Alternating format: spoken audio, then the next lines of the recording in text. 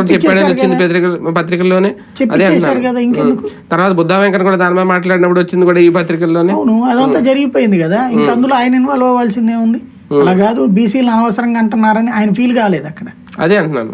Feel అయినప్పుడు feel అవ్వాలి. అలా ఫీల్ అవ్వాలంటే వాళ్ళకి ఖురాను, బైబిల్, భగవద్గీతగా నేను ఫీల్ అవుతాను ఈనాడని ఆయనే చెప్పారు ఇంతకుముందు. మరి అట్లా ఫీల్ అయినప్పుడు ఈనాడులో కనుక రాసి అయ్యా బీసీలు అనవసరంగా వేధిస్తున్నారని రాస్తే మాత్రం ఆయన ఇన్వాల్వ్ అవుతారు. సాక్షి రాస్తే కనుక అది దాన్ని ఏమంటారు, సైతాన్ పత్రిక కింద ఫీల్ అవుతారు వాళ్ళు, సైతాన్ మీడియా కింద ఫీల్ అవుతారు. కాబట్టి దాంట్లో నుంచి వాళ్ళు రాస్తే వీళ్ళు అది కరెక్ట్ అనుకుంటారు, వ్యతిరేకం కరెక్ట్ అనుకుంటారు. కాబట్టి అందులో ఇన్వాల్వ్ గారు బాబు గారు. నాదెండ్ల మనోహర్ గారు చేస్తున్న ప్రయత్నం లేదంటే వాళ్ళ దృష్టిలో ఒక అతిపెద్ద పోరాటం, తిమింగలాలను పట్టుకుంటున్నారా అవన్నీ తవ్వి, లేదంటే ఎలకలను పట్టుకుంటున్నారా, ఎలా చూడాలి?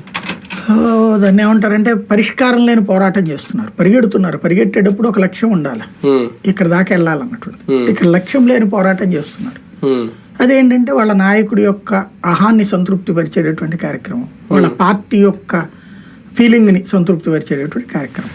అంతకు మించి ఇందులో పర్సనల్ సాటిస్ఫాక్షన్ తప్పించి రాష్ట్రానికి ఎట్లాంటి ప్రయోజనము లేదు. ఇప్పుడు ఆ బియ్యం ఆపేసినందువల్ల రాష్ట్రానికి ఒరిగేదేమీ లేదు. అవి ఎక్స్పోర్ట్ జరగనివ్వకపోవడం వల్ల మనకి ట్యాక్స్ పోతుంది, దాని మీద వచ్చే ట్యాక్స్. దాంతోపాటు మన వ్యాపారస్తులు నష్టపోతారు.